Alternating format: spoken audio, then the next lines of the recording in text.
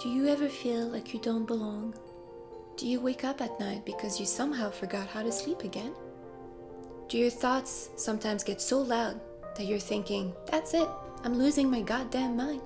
Hello, I am Broctor Oro, and I'm here today to talk about mental health. Important disclaimer, I'm obviously not a professional, emphasis on obviously. So what I'm about to share with you is purely based on my personal experience and what I've learned over the years.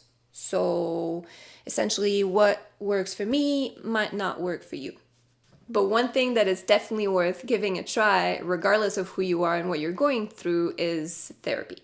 If you can, because we all know how complicated and expensive it is to get access to psychotherapy. And yes, I am throwing shade at our healthcare system right now. There are a lot of different types of therapy out there and a lot of therapists. You might not click with the first person you meet. I mean, they're human after all. And I guarantee you'll come out of it a better version of yourself. Because guess what? Breaking news! We all have issues, especially those who think they don't. So if you think you don't need therapy, you do. And if you get defensive hearing that, you really do. And one last thing before we begin, for those who don't personally know me, I use humor as a coping mechanism. It's my favorite. Which means that if you're not comfortable talking about mental health whilst cracking a few jokes here and there, this video isn't for you. I believe that finding ways to laugh at something that would otherwise be plain heavy is a good remedy. It definitely won't solve all of your problems, maybe even any of your problems, but it can't make it worse. I'd rather be laughing than just be in pain, because at least, then you're in pain, but you're also having a good time. Even if your whole life is on fire, it takes the edge off a little bit. Okay, so I guess I'll start by introducing my mental disorders, or how I'd like to call them, challenges. And we'll go from there. Let's jump right into it. I got an elegant mix of ADHD, GAD, and I recently got diagnosed with mild OCD. When I say recently, that was yesterday. Now thinking about it, maybe I should have waited a little longer for the meds to kick in and stabilize. But that's how I roll. Kick the door in first, ask questions later. Kick the door in with your face. Most of the time. Let's break it down. I think I was diagnosed with ADHD as a kid. It's pretty blurry, to be honest. I mean, most of my life is pretty blurry. All I remember is mentions of Ritalin and struggling in school, or, in life in general. Growing up, I sort of always knew that I had an attention deficit disorder, and I'm pretty sure everyone around me knew as well. About a year ago, I met a wonderful therapist who specializes in working with adults with ADHD, and it all started to make sense. I've worked with other great therapists before, but she's the one that I connected with the most, aka who called me out on my shit.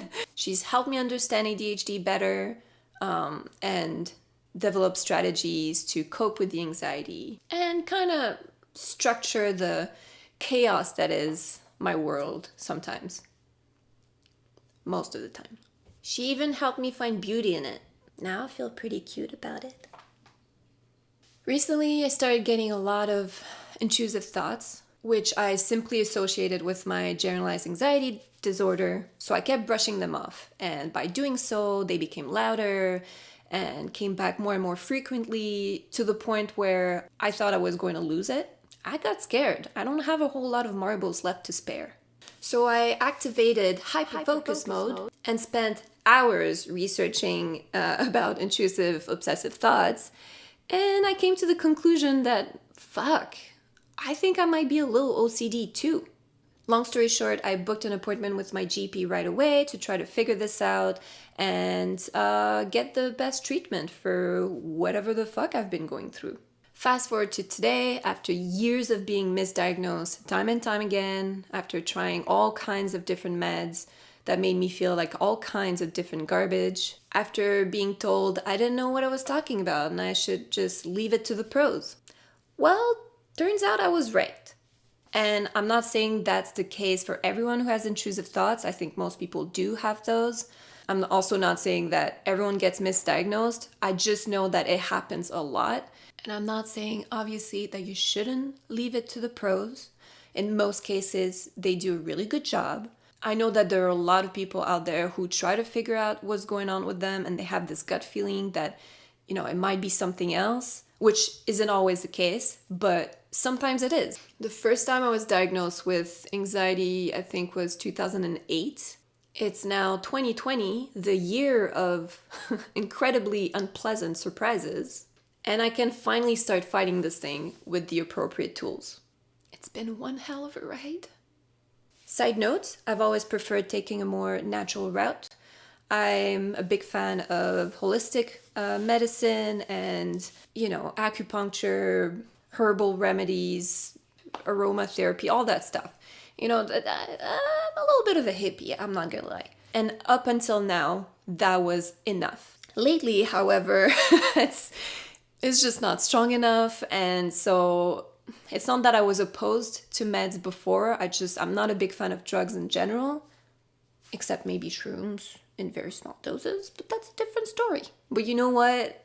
Some people need to take pills for their high blood pressure. Well, right now, I need a crutch to lean on. I need something for my brain that is apparently not producing enough serotonin naturally.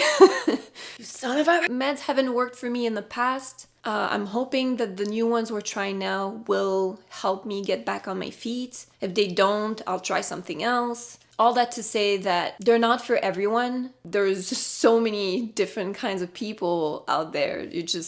Different strokes for different folks. Ultimately, whether you choose to take prescription drugs or not is entirely up to you. Obviously, do get followed by a healthcare professional, ideally, if you can. But yeah, there's nothing wrong with sticking to something more natural or going with prescription stuff.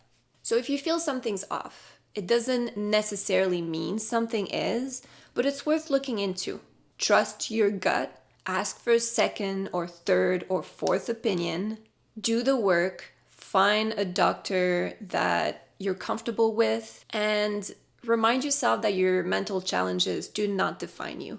If anything, they make you more unique. You feel more than most, and that is a gift. It may feel like a curse sometimes too, but ultimately it's a gift. I am fucking glad I feel as much as I do, despite the panic attacks and all that jazz. I know it's hard to believe some days, but believe me, I've been through... Oh my god! Ooh! It's my magic coin! Oh no, never mind. It's just a regular coin.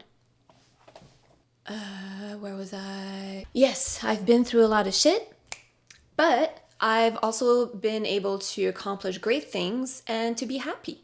I traveled the world by myself for a year and a half, and then some more right before the pandemic hit, without adult supervision for the most part. And I'm not missing any toes or fingers. I got back into art and photography, which are two of my biggest passions. Creative outlets, by the way. Delicious for stress relief and self-expression. And for the first time in my life, I'm in a healthy relationship with an amazing partner. I said, healthy relationship with an amazing partner. Yeah. That's Steve. A few years ago, I honestly thought that none of that would have been possible. But here's the tea.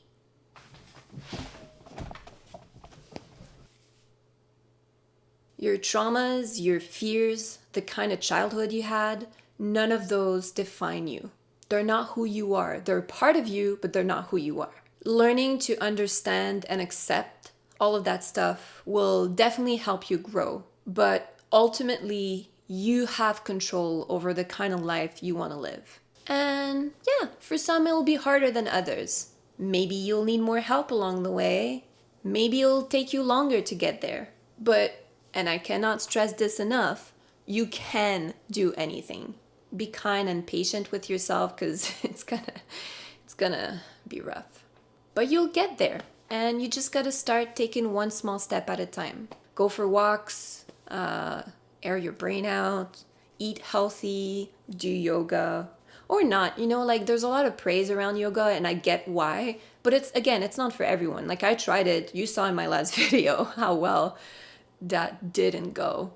But I think that the idea behind it is just focusing on your breath, moving your body, and being in the present moment. So if you can find other activities that help you get there, I go on power walks every day, and some days they're shorter than others. Some days I can go for 3 hours and I feel great. Do whatever you can, and once you get comfortable doing that, then, the next day you push a little further outside of that new comfort zone. Slowly but surely, that comfort zone expands, and you find yourself able to do more and more. Now, time for some fun facts. The prevalence of anxiety disorders across the world varies from 2.5 to 7% by country. That is a fuckload of people. Globally, an estimated 284 million people experienced an anxiety disorder in 2017, and that number surely has gone up since. The worldwide prevalence of adult ADHD is estimated at 2.8%, according to a 2016 study. And the worldwide prevalence of obsessive-compulsive disorder is approximately 2% of the general population. Again, that is a fuckload of people if you consider there are 7.5 billion humans in the world. But don't quote me on this, because I found these numbers on the internet, so it might be highly inaccurate. We know how the internet be sometimes. So that's it, I guess, for today. And hang in there. You got this.